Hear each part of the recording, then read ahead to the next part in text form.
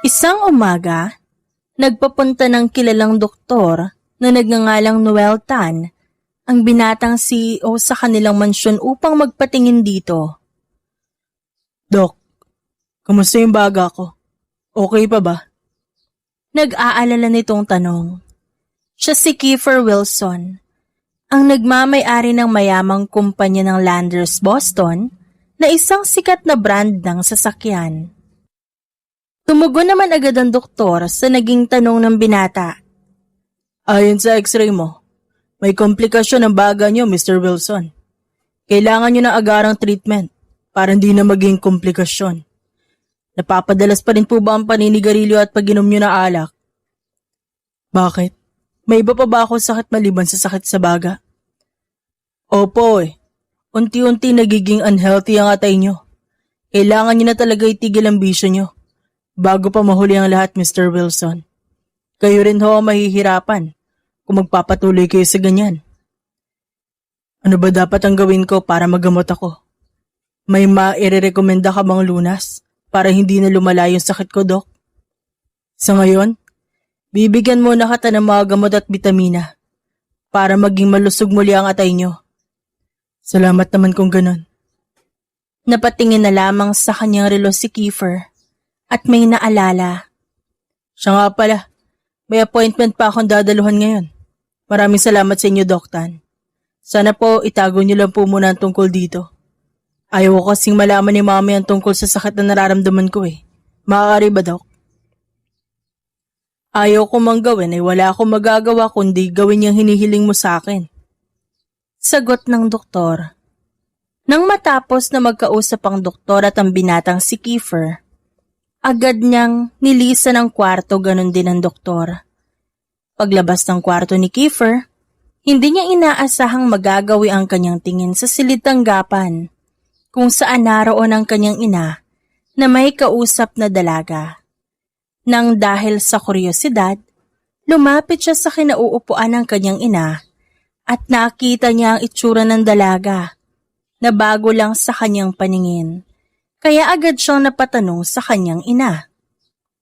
Mami, sino yung babaeng yan? Bisita mo ba? Anak, sakto nga pala ang dating mo. Halika, may papakilala ako sa'yo. Ha? Para saan naman, Mami? Sino ba siya? Siya nga pala si Rachel Fistine.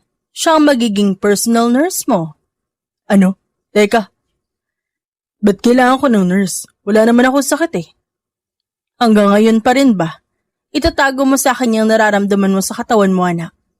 Ilang years mo na namang ililihim yan, ha? Ano, Mami? Wala ho akong sakit. Kiefer, please. Please lang. Huwag ka na magsinungaling sa akin. Mami mo ako. At kailangan ko malaman ang lahat ng mga nangyayari sa'yo. Wala nga po akong sakit. Ano po ba kasi ang kailangan kong gawin para maniwala kayo sa akin? Oh, shut up, Kiefer. Sa tingin mo ba, nakikipagbiruan ako sa'yo? Na alam ko yung totoo? Hindi ba't kagagaling lang dito ni Doc Tan? Napansin ko siyang kanina na pumasok sa kwarto ko. Saktong-sakto sa pagdating ko. Pagdating din niya. And because of my curiosity, that's why I sent someone to spy on you. At doon ko nalaman na matagal mo na palang inililihim sa akin na may sakit ka sa baga. Nadagdagan pa nga yun ng komplikasyon sa atay, hindi ba?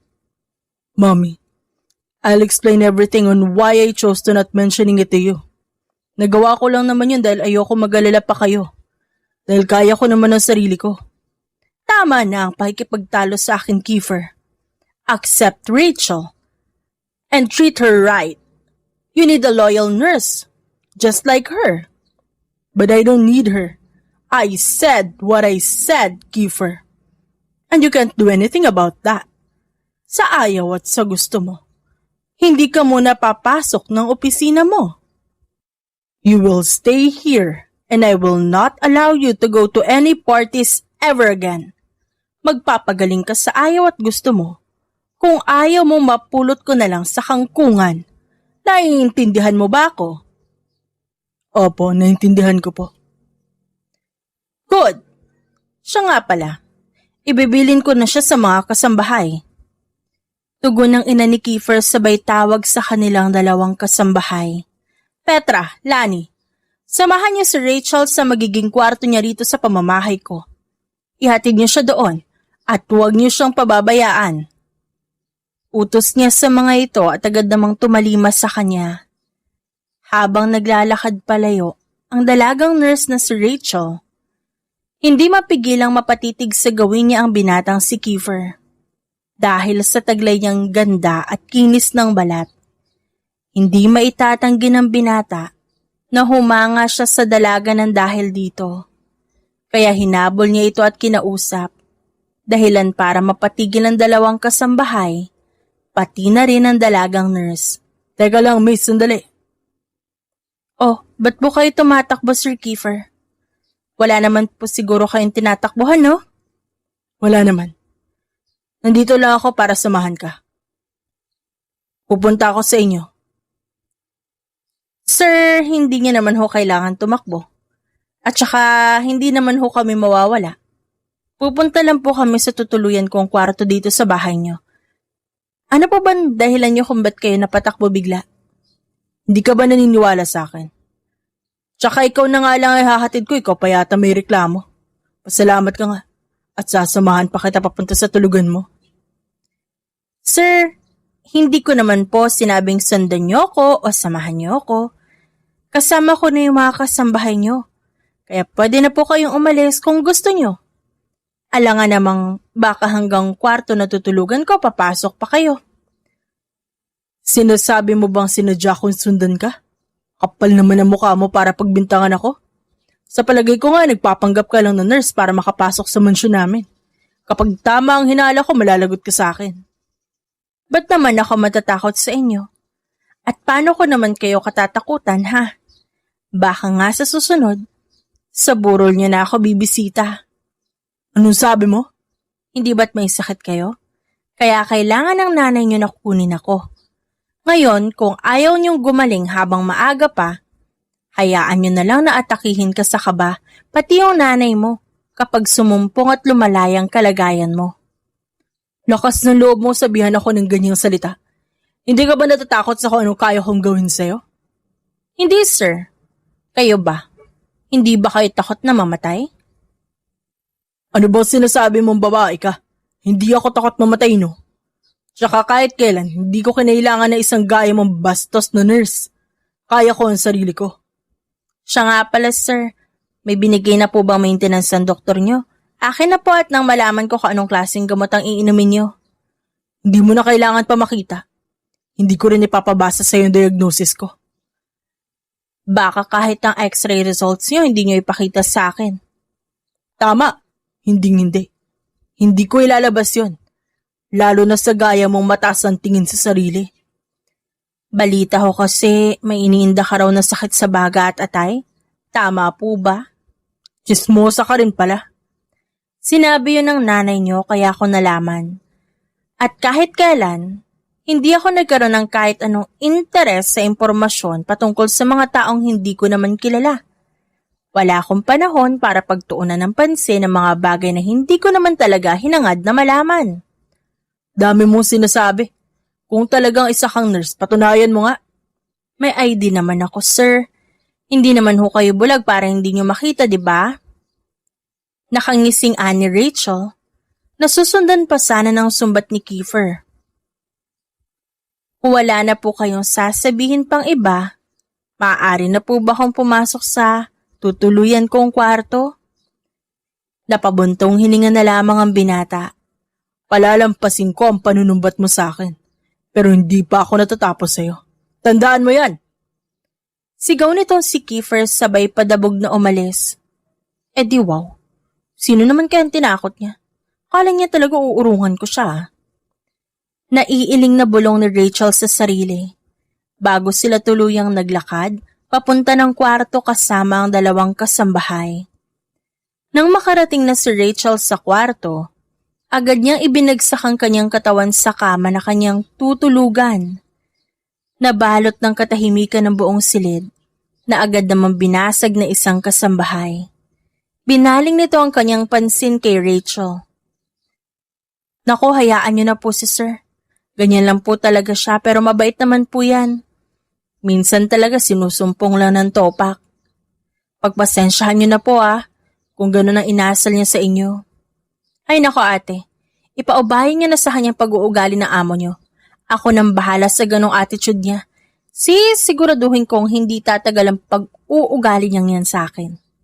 Naku ma'am, huwag kayong pasisiguro Mahirap kalaban niya si Sir Kiefer. Wala akong pakialam kung sino man ang natatakot sa kanya. Ang sakin lang, sana man lang. Igalang niya ang pagiging tao ko habang nandito ako sa teritoryo nila. Kung hindi niya kaya, pasensyahan kami. Kung ako lang, sanay na ako sa mga ganong pag-uugali. May mga nahawakan na akong pasyente na mas malala pa sa kalagayan niya. Kung matapang siya, mas mabuti nang ibaon na lang siya sa lupa, pati ang pag-uugali niya ng maaga. Dahil kahit na anong sabihin niya, hindi po pwede sa akin ng ganon. Kung ayaw ni Sir makinig sa mga sasabihin ko, edi bahala siya mamatay dyan. Nang dahil sa sinabi ni Rachel, nanlaki ang mga mata ng katulong sa gulat. Dahilan kung paano siya sumagot. Makalipas ang ilang oras, dumating na rin ang tanghalian. Tinawag na ang lahat ng kasambahay, pati ang kanilang amo. Pati na rin si Rachel para kumain.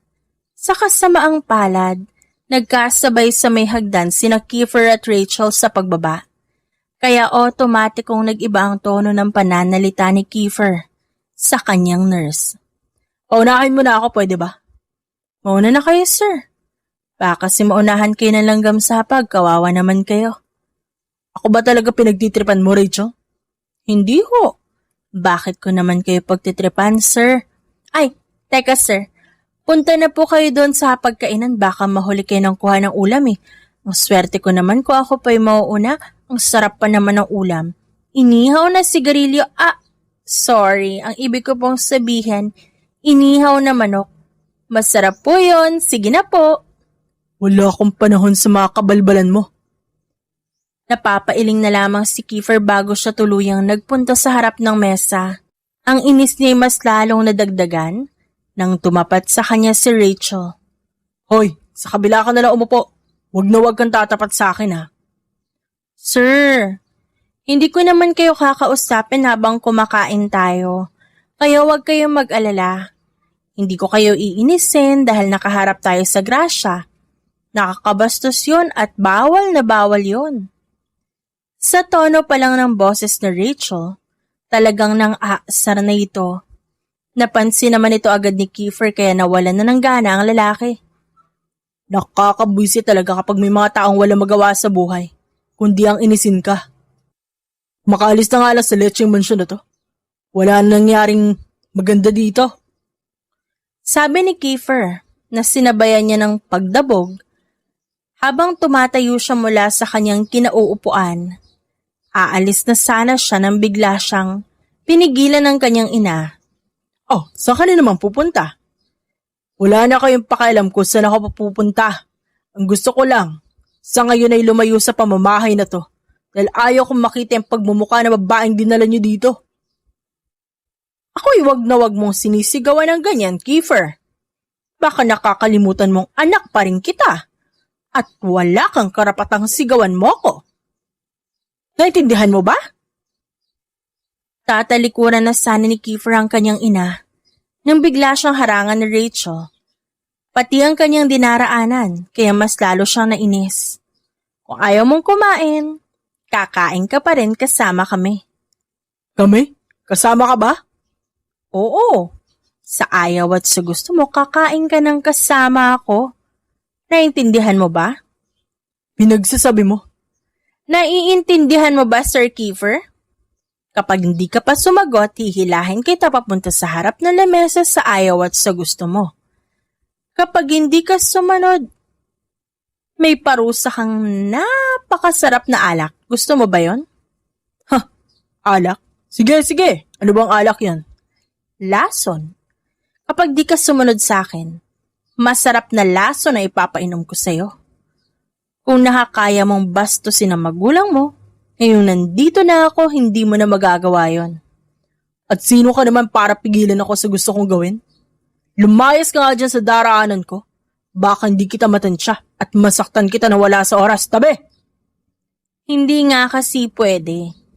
Huwag nyo nang ipilit yung gusto nyo. Sabi ng daan eh. Sa pagsigaw ni Kiefer, sabay niyang hinawi na parang kortina si Rachel at napalakas ito. Nang dahil dito, nainis ng husto si Rachel sa binata. Sabi nang hindi pwede eh. Sigaw pabalik ni Rachel sabay tula kay Kiefer na halos mapaupo na. Alam ni Kiefer na matapang siya at siyang kinatatakutan ng lahat. Ngunit ngayon lamang siya nakaramdam ng takot sa isang babae. Oo na, ito na nga kakain na. Pwede ba umupo ka na rin doon? Kung ayaw mo kumain, huwag ka nang kumain. Di ka naman welcome. Wala naman akong pake. Kung sino ang gustong mag-welcome sa akin, sir. Ginagawa ko lang naman kung ano yung trabaho ko.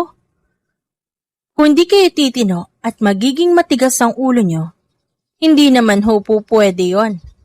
Kahit na anong sabihin nyo, si ma'am lang ang susundin ko. Hindi naman yata pwede yon.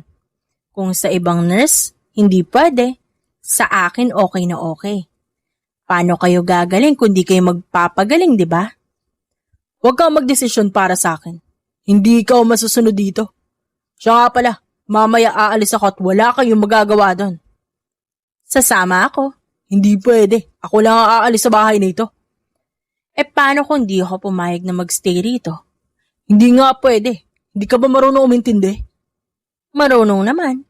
Pero hindi ako papayag na umalis kayo nang hindi ako kasama. Baka kasi mamaya, magbisyo na naman kayo nang hindi alam ni ma'am. Ano naman kung mag-inom ako? Ano naman sa'yo kung manigarilyo at mababae ako? Nurse lang kita. At anak ako ng amo mo. Kaya wala kang karapatan. As long as I'm here, hindi ka makakatakas, sir. Nurse mo ko, pero ako rin ang nakatokas sa pagpapaalala sa iyong huwag gawin ang lahat ng pinagbabawal sa iyo ng doktor. Alam mo ba ang pinakaayaw ko sa lahat? Yung pinakikialaman ako sa lahat ng desisyon ko. Ngayon sa ayaw at gusto nyo aalis ako.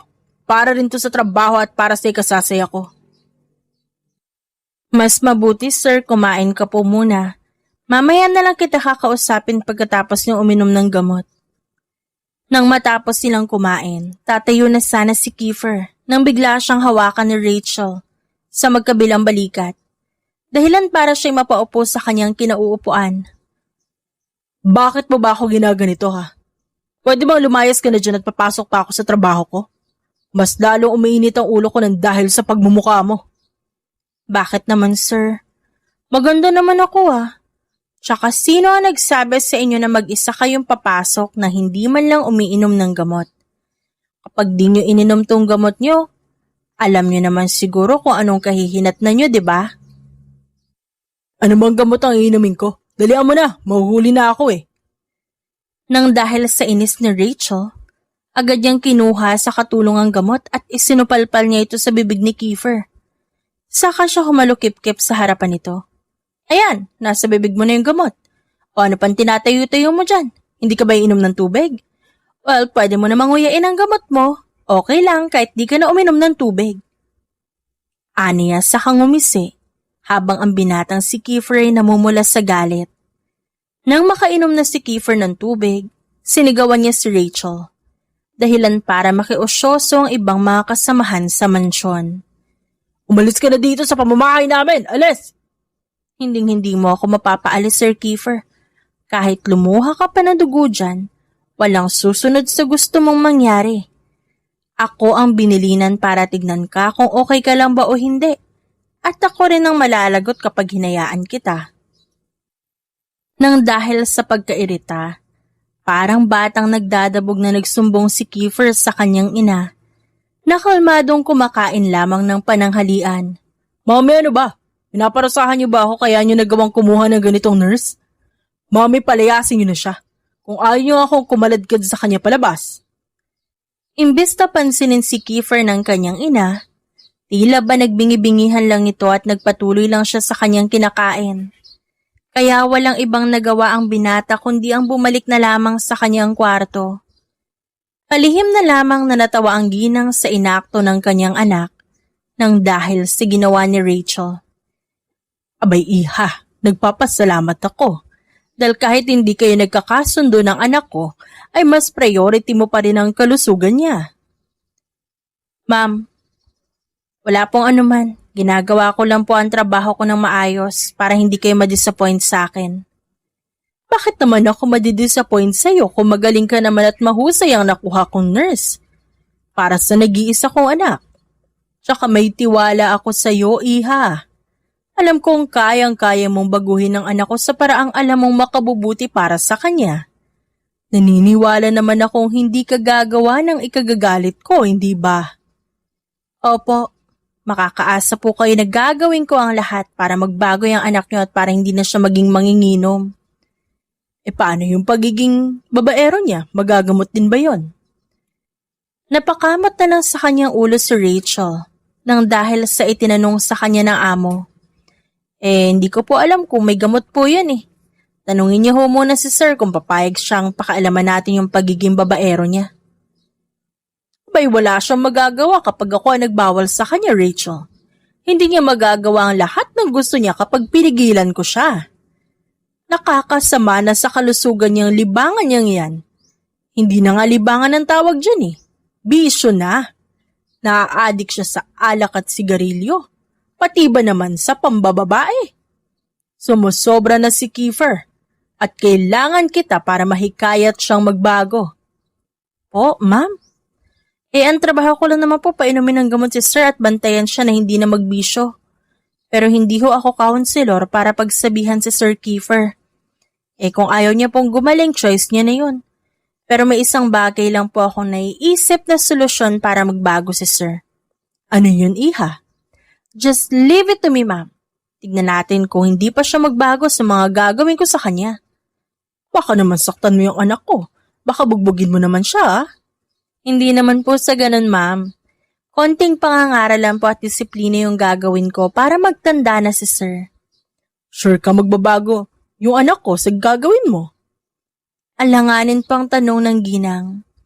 Maniwala ka lang sa akin, ma'am. May pag-asa pa magbago yan si Sir Kiefer.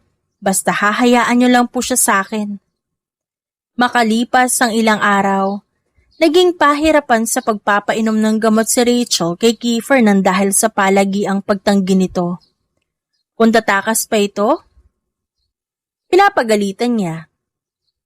Minsan kasi umaalis to ng mansyon ng palihim para hindi siya abutan ni Rachel. Hanggang sa isang gabi, natunugan na nga ng babae si Kiefer na dahan-dahang lumalabas ng mansyon para muling tumakas. Mabuti na lang at naharang niya ito sa mismong pintuan. Op, saan ka papunta, sir? Gabi na. Uminom na po kayo ng gamot niyo? Pinapagod niyo lang ho ako eh. Ayoko nga. Ba't pilit ka ng pilit sa akin, ah? O ano? Hindi ka ba talaga aalis sa kanatatayuan mo ngayon? Tabi! Aalis ako sa ayaw at gusto ko. Makakalabas na sana ng tuluyan si Kiefer nang bigla siyang sipain papasok ni Rachel. Kaya ito na paupo sa sahig. O ano, sir? Aalis ka pa ba? Kung makakatayo ka pa, papayagan kita magpakalasing hanggang mamatay kayo sa daan. Yun sanang aatakihin kayo ng biglaan tapos walang mahinga ng tulong. Para magtanda naman kayo kahit konti. Anong sinabi mo? Gusto mo na siguro ako mamatay, no? Siguro pinapanalangin mong mawala na ako, no? Baka nga hindi pagaling ko inaantabayanan mo eh. Kundi ang pagkamatay ko sa harapan mo. O baka naman hindi na mga gamot ang pinapainom mo sa akin kundi laso na. Hoy, papaalala ko lang sa'yo. Kapag merong nangyaring hindi maganda sa akin, alam mo na kung saan ka pupulutin. Hoy sir, hindi naman kita nilalason. Kayo na nga lang ang may sakit, kayo pa nag-iisip ng kung ano-ano. O, ano pa bang inuupo-upo niyo dyan? Tumayo na nga kayo at pumunta na sa kwarto niyo. Agad na tumayo si Kiefer mula sa pagkakaupo niya sa sahig. Saka sinigawan pabalik ang dalaga. Hoy babae ka, baka nakakalimutan mo na sa teritoryo kita. Pwede kita ipakaladkad sa mga tauhan ko. Ha? Ipapakaladkad niyo ako? Kahit magtawag kayo na ilang guards niyo, hindi niyo magagawa ang gusto niyong palayasin ako eh. Pinagkatiwala kayo sa akin ng magulang niyo. Kinuha ako kasi gusto nilang baguhin ang nakasanayan nyo. Ano naman ang babaguhin mo sa akin? Pananamit ko? Pag-iisip ko? Katawan ko? Lumang tugtugi na yan. Ang mabuti pa lumayas ka na dito at di kita kailangan. Hindi mo ako kailangan sa ngayon. Pero sa mga susunod na araw, talagang hahanap-hanapin mo ko. Sa tingin mo ba tatagal pa ang buhay mo kung hindi ka agad gagaling, sir? Ipapaalala ko lang sa inyo na hindi kayo doktor para malaman kung mabubuhay pa ba kayo sa mga susunod na buwan o taon. Ngayong may nurse na nasa tabi nyo, pinapalayas nyo naman. Kung ayaw nyo sa akin, naiintindihan ko po yon. Pero nagtatrabaho lang din naman ako. Ang gusto ko lang naman mailigtas pa ang buhay nyo. Naku, kung di lang kayo hot, hindi ko naaksayahin yung oras ko para lang alagaan kayo eh. At nakuha mo pang pagnasahan ako ah. Ha? Anong pinagsasabi nyo? Pinagnanasahan? Hindi ako ganong babae matino ako at alam ko kung hanggang saan lang ang trabaho ko. Kahit kailan hindi ko kayo pagnanasahan. Paano mo nasabing hot ako? Sir, may mga mata ho ako. Halata naman na makikita ko kung gaano kalaki ang pangangatawan nyo. Ano naman akala nyo sa akin, bulag? Nasabihan lang kayo ng hot, akala nyo naman pinagnanasahan na kayo. Ano ba yan? Tinatanggi mo pa. Aminin mo na kasing palihim kang nagkakagusto sa akin. Sir, kung magkakagusto man ako sa isang lalaki, ang gusto ko yung may respeto sa babae at hindi init ng katawan lang ang pinapairal. Pinapatamaan mo ba ako ha? Wala naman akong sinabing ganun, sir. Pero kung natamaan kayo, hindi ko na po problema yon. Sus, ang dami niyong satsat. Pumunta na lang kayo sa kwarto niyo. Ako yung naiinis sa katigasan ng ulo niyo eh. At sino naman may sabing susundin ko ang gaya mo? Hindi ka susunod sa gusto namin ng mga magulang mo o hindi ka na muli pang makakatayo. Mamili ka, sir. Okay lang naman kay ma'am na maging lumpo kayo para hindi na kayo makagala pa at makapaginom ng alak. Hindi na kayo makakapunta ng bar at di na kayo makakapaghitit ng sigarilyo na hindi na rin kayo makakatikim ng iba't ibang babae. Gusto mo ba nun? Oo, dapat ba matakot ako sa pinagsasabi mo? Dapat na ba kitang katakutan dahil malapit ka sa mami ko? Kahit anong gawin nyo, aalis pa rin ako. Aalis na sana muli si Kiefer nang bigla siyang itulak ni Rachel. Kaya mas lalo siyang nanggalaitis sa galit. O yan na ba problema mo? Paranganin mo ako. Sabi ngang hindi pwede eh. Hindi ka ba nakakaintindi? Kapag lumabas pa kayo, hindi na talaga kayo makakalakad. Kahit kailan. Alam mo, masyado ka nagmamayabang eh. Ano ka? Nurse na may alam sa martial arts? Sa itsura mo pa nga lang. Hindi ka na mapagkakamalang isang professional nurse eh. Padaanin mo ako. Ano ba? Sabi ng padaanin ako eh. Hindi talaga kayo susunod sa akin Sige, ito na ang para sa inyo. Talagang naiinis na at nauubos na ang pasensya ni Rachel sa anak ng kanyang amo. Kaya hindi niya napigilan pa ang kanyang sarili. At piningot ang binata sa isang tenga nito na siyang dahilan para sa pamimilipit nito sa kirot at sakit. At hindi pa doon nagtatapos. Habang pinipingot ni Rachel ang tenga ni Kiefer, hinihila niya ito papasok sa silid nito para hindi na makagala pa sa gabing yon. Nang makarating sila sa kwarto, binitawan na rin niya ang tenga ng binata. Dahilan para magdabog-dabog ito. Bakit ba ayaw niyo ako umalis sa mansyong to ha? Kaya ko naman sarili ko di kita kailangan. Nakakainis lang. At gaya mo pa nakuha ni mami, ang malas-malas na ng buhay ko simula nang dumating ka. Wow ako pa talaga nagdala ng kamalasan sa buhay mo. Dati ka namang malas. Anong sabi mo? Hindi ba nagkaroon ka ng sakit dahil sa kayabangan mo? Nagpakalulong ka sa bisyo kasi sa tingin mo nakakaangas yon. Tanga ka ba, sir? Ikaw ang gumagawa ng kamalasan sa buhay mo. Kung swerte ka talaga, hindi ka magkakaroon ng kahit na anong sakit. Kahit lumakla ka pa ng 50 bote ng alak, idadamay mo pa ako. Kahit na hindi naman ako ang nagtutulak sa'yo para magpakasasa ka dyan sa alak. Lalong-lalo na sa paghihitit mo ng sigarilyo. Ang dami mong sinasabi. Lumayas ka na nga dito. Naiirita ako sa pagmumukha mo. Sus, titig na titig ka nga habang sinisermonan kita eh. Huwag mo nang i-deny, sir. Alam ko naman na maganda ako. Hindi ang pangit-pangit mo. Mukha kang alimango. Weh, lumayas ka na nga dito bago ka tayo pakaladkad sa bodyguard ko. Nang matapos ang naging asaran ni na Rachel, lumabas na siya ng tuluyan sa kwarto ni Kiefer. Sa mga sumunod na araw, nakita na Rachel si Kiefer kasama ang mga kabarkada nito at nahuli niyang may hawak itong vape. Agad lumapit si Rachel sa binata at inagawang vape na hawak nito. Pinapatay mo ba talaga ang sarili mo? Ano bang pakialam mo Buhay ko to. Kaya kahit na ikaw wala kang karapatang pagbawalan ako. Ako malalagot sa mami niyo eh. Sabi ko na kasing itigil niyo na yung bisyo niyo, ayaw niyo pa ring makinig. Ano bang problema niyo? At ayaw niyong bitawan yung mga nakasanayan yung bisyo. Kapag ako talaga nainis sa'yo, malalagot ka sa akin. Lakas na loob mo para pagbantaan ako Sinisiguro kasi magdurusa ka kapag sinubukan mo pa akong kalabanin. Nakikita mo naman siguro itong mga kasama ko, di ba? Of course. Hindi ho ako bulag para hindi ko sila makita.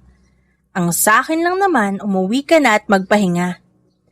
Magpapahinga lang ako kapag nakaalis ka na sa mansyon. Hanggang ngayon, hindi mo pa rin ba tanggap bilang personal nurse mo ako, sir? Talaga ba? Sir, ilang linggo na lang. 2 buwan ko na dito. Hindi niyo pa rin ba tanggap na ako yung mag-aalaga sa inyo hanggang tuluyan kayong gumaling? Ayoko sa'yo, pwede ba?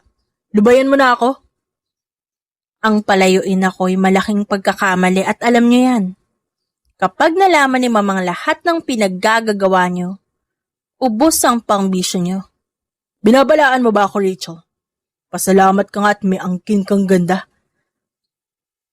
Kung gusto mo naman, maging akin ka na lang ngayon kahit ngayong gabi lang. Pagbigyan mo na ako para hindi kita paalisin sa pamamahay namin.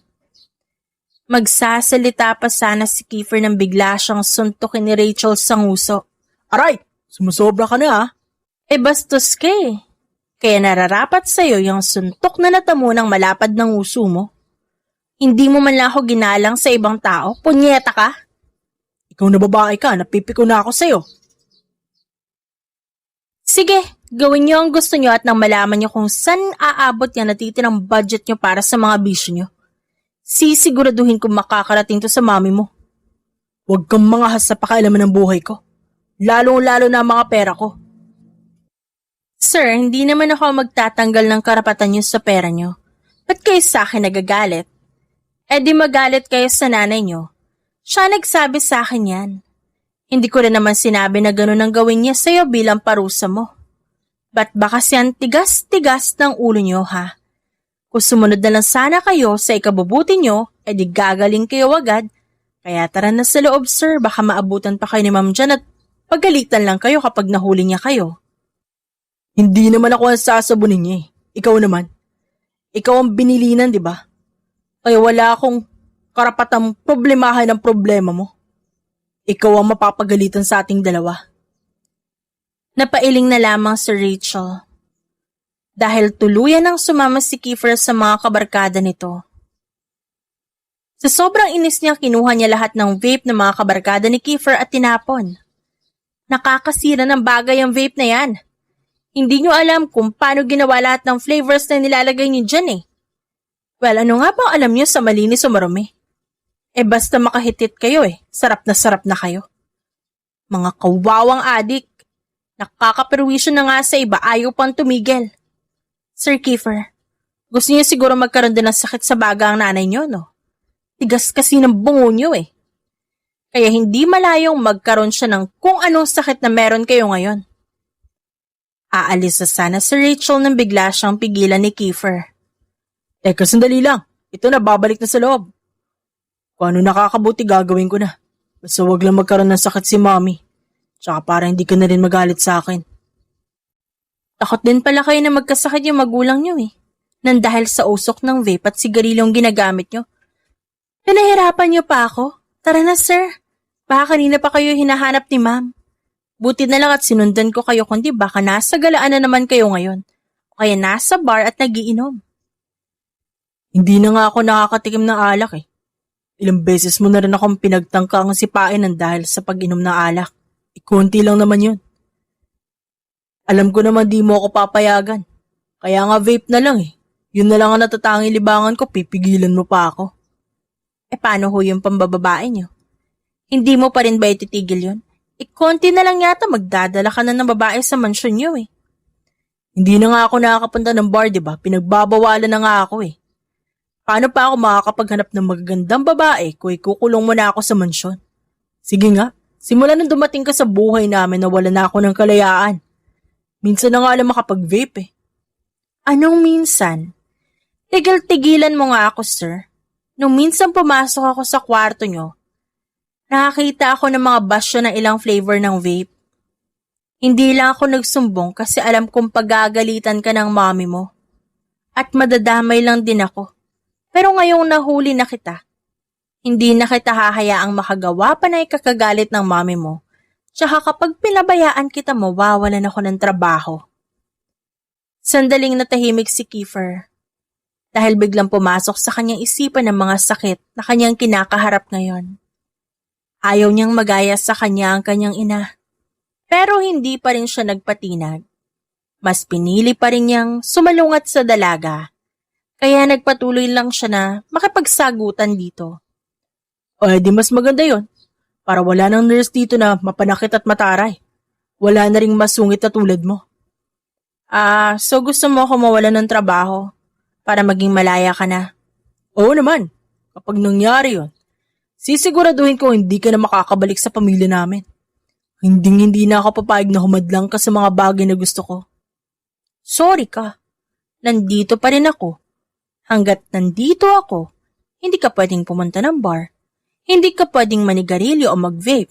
At higit sa lahat, bawal na bawal kang mag-inom. Oo na, bawal na sa akin yung mga yan. Pero hindi naman ako mabibigyan niya ng kasiyahan eh. Hindi ako liligaya sa pagpapagaling ko. Nang dahil sa pagsigaw ni Kiefer, nakaramdam ang kanyang kabarkada ng hindi maganda. Kaya nagpaalam na lang ang mga ito. Nang makaalis na ang kabarkada ni Kiefer, muling napunta ang atensyon niya kay Rachel na hindi pa rin umaalis sa kanyang harapan. Sir, sasama na po ba kayong uuwi ngayon o magsistay pa po kayo dito? Ito na nga eh, uuwi na ako. Papasok na lang ako ng trabaho bukas.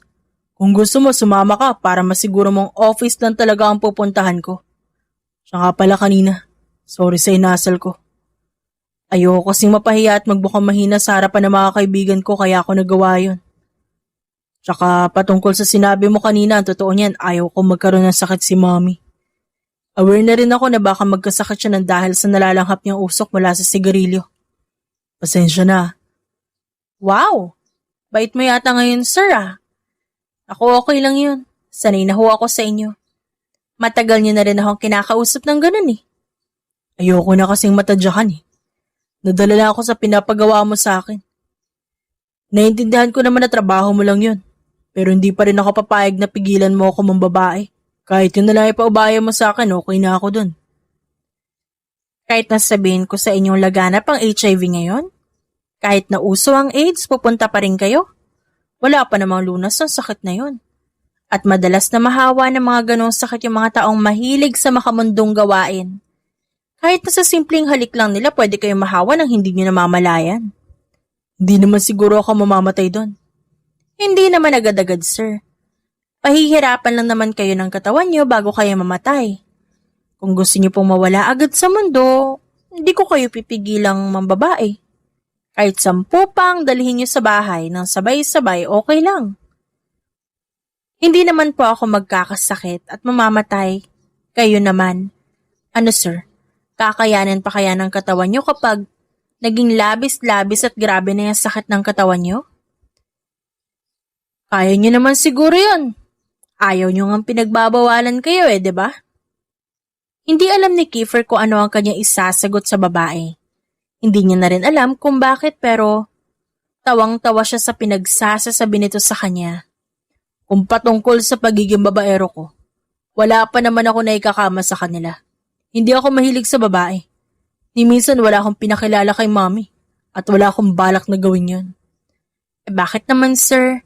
Sigurado naman ho ako na maraming magaganda babae yung naghahabol sa inyo. Wala kasi sa mga tulad nila ang gusto ko sa isang babae. Oo nga, maganda sila. Pero mas maganda ka pa rin. Anong sabi niya, sir? I mean na kahit babaero ako. Wala pa akong nakilalang katulad mo. Hindi ko nga alam kung bakit nung una nakaramdam ako ng takot sa'yo eh. Hindi naman ako ganito dati. Pero pagdating sa'yo, nagiging bahag ang buntot ko.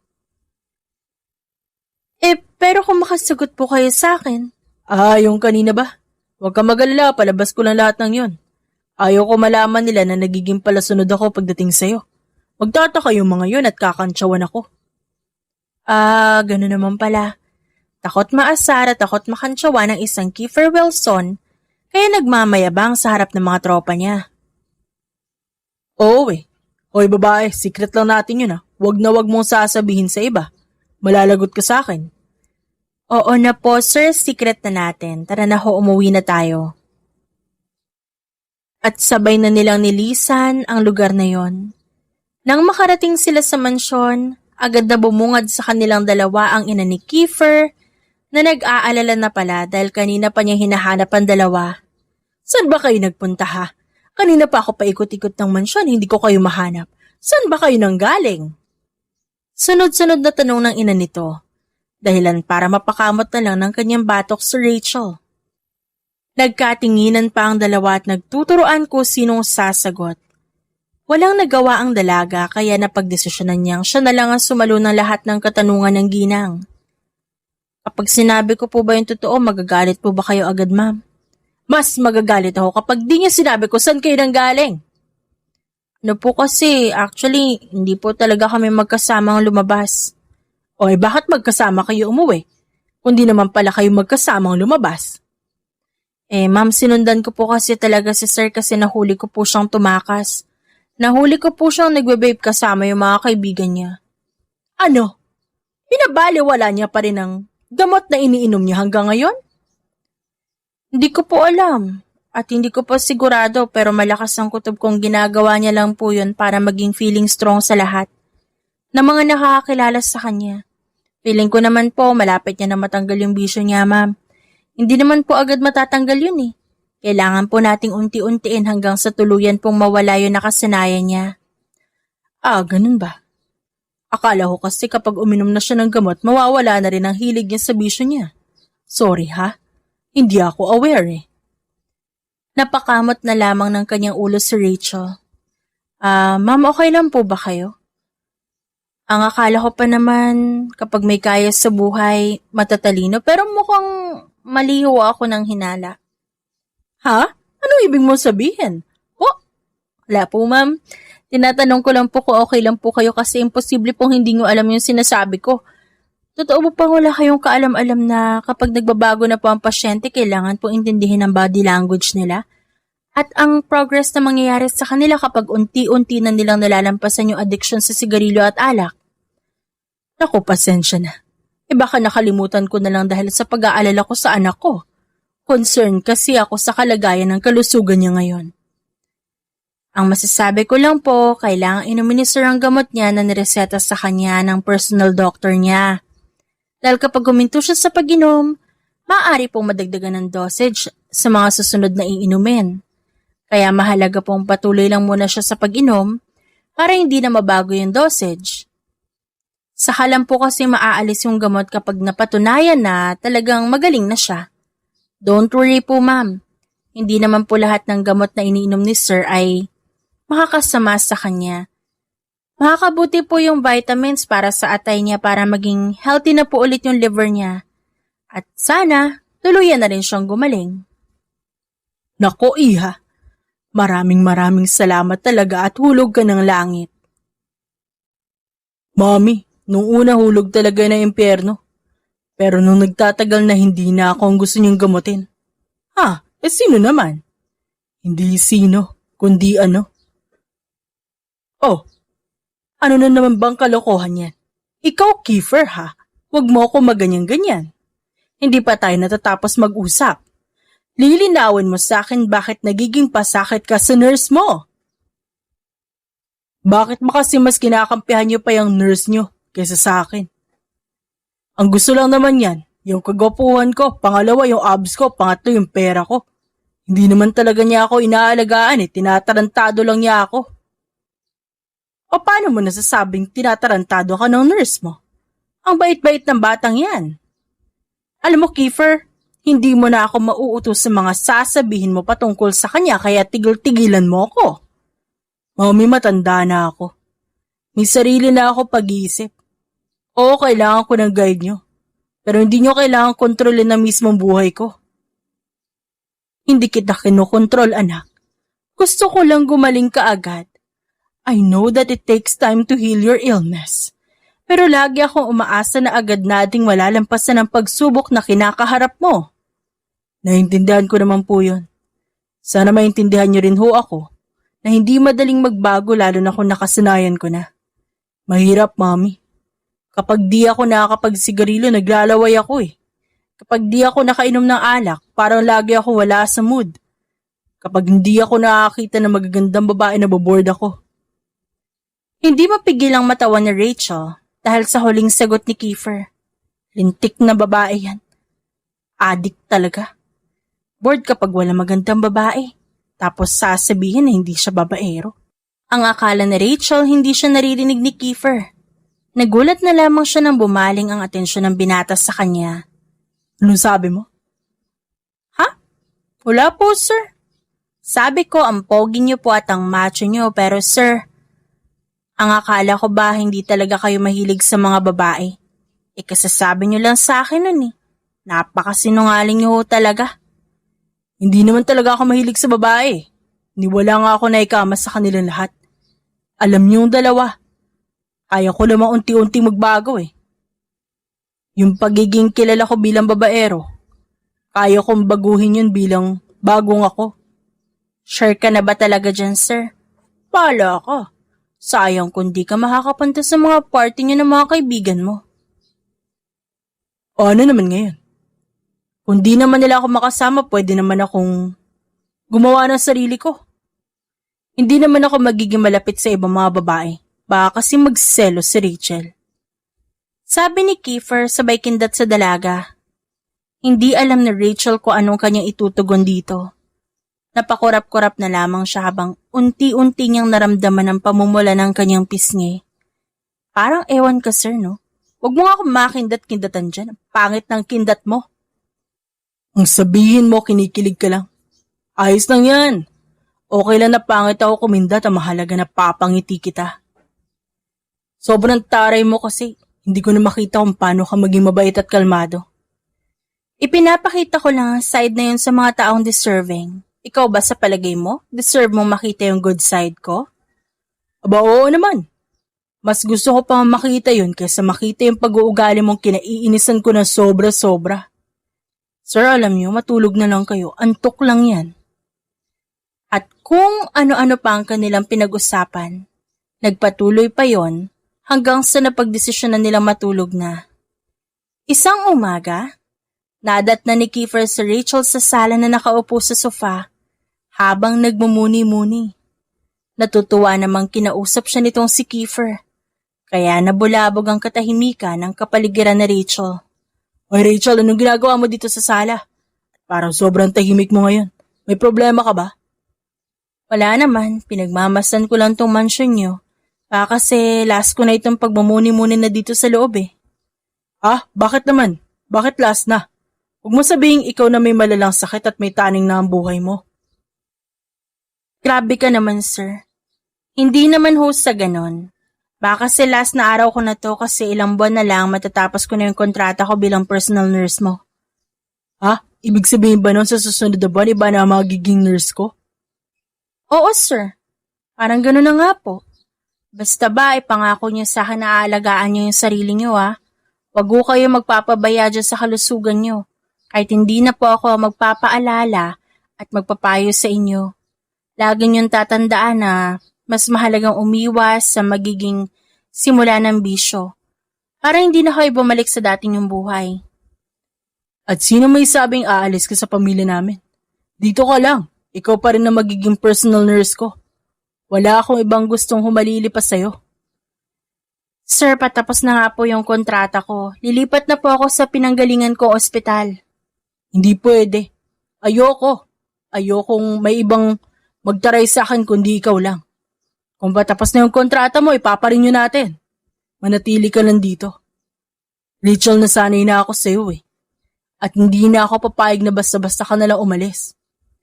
Huwag niyo nang i-renew, sir.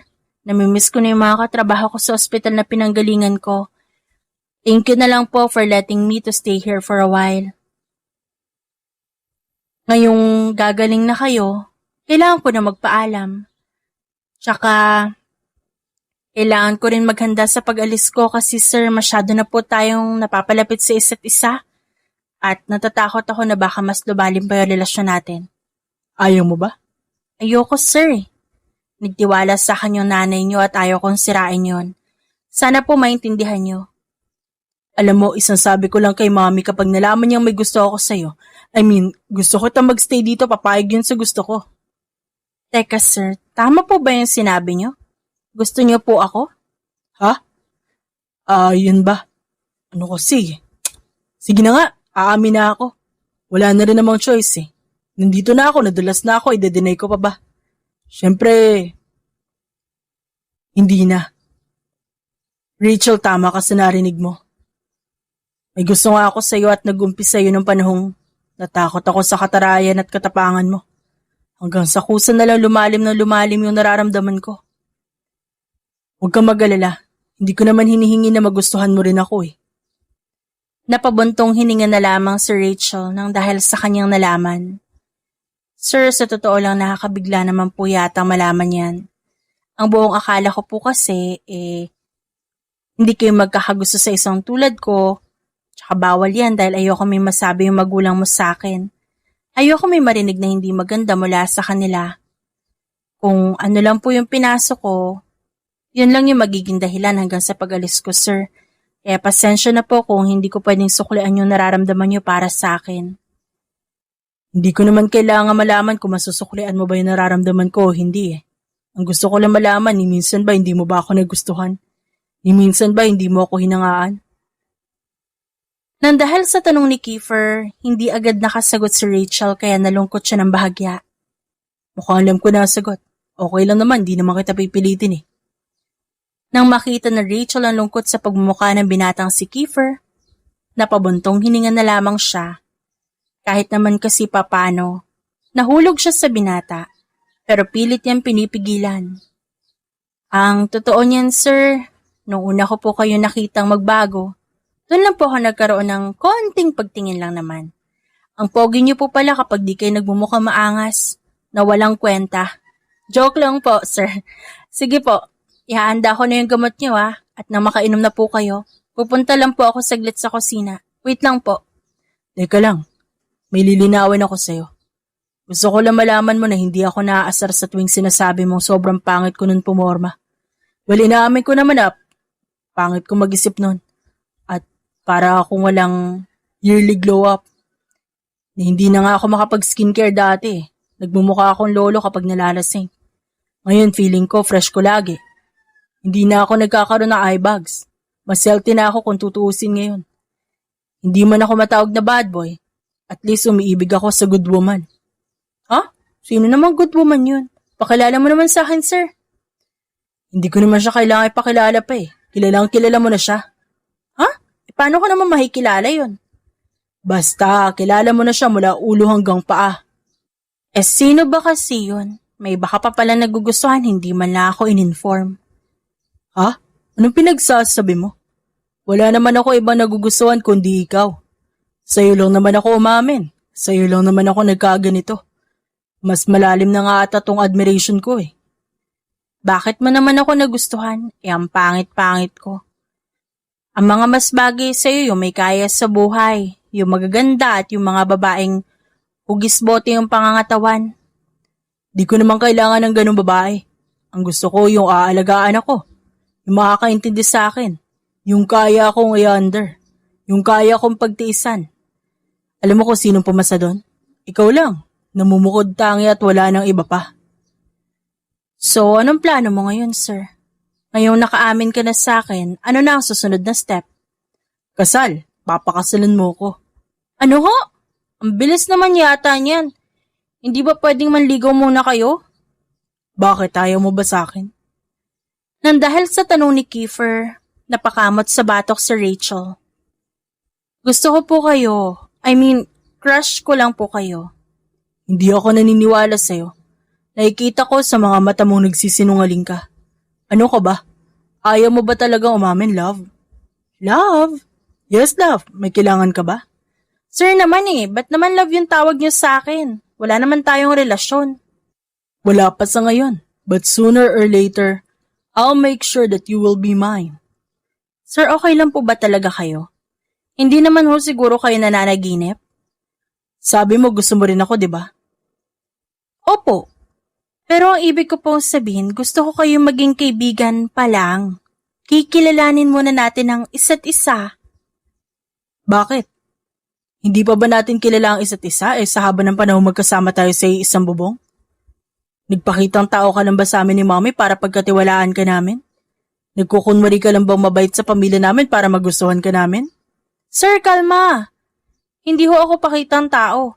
At mas lalong hindi ko po kayo niloloko patungkol sa kung sino talaga ako. Yun naman pala Gusto mo rin naman ako. Ba't di pa natin ituloy sa kasalan nang hindi ka na makahanap pa ng iba? Nang dahil sa naging tugon ni Kiefer, napasa po na lamang sa kanyang noo si Rachel. Ligawan mo muna ako, sir. Yun ang mas mainam mong gawin sa ngayon. At ayoko munang maikasal. Ayokong pasukin ng pag-aasawa hanggat di pa ako nagiging sobrang komportable sa presensya nyo. Okay lang po ba yun? Kung saan ka sasaya, papayag naman ako Sige, liligawan muna kita hanggat sagutin mo ako. Sure ka na po ba talaga sa sinasabi mong yan? Ako na nga ba talaga yung tinitibok niyang puso mo? Oo naman, ikaw lang at wala nang iba.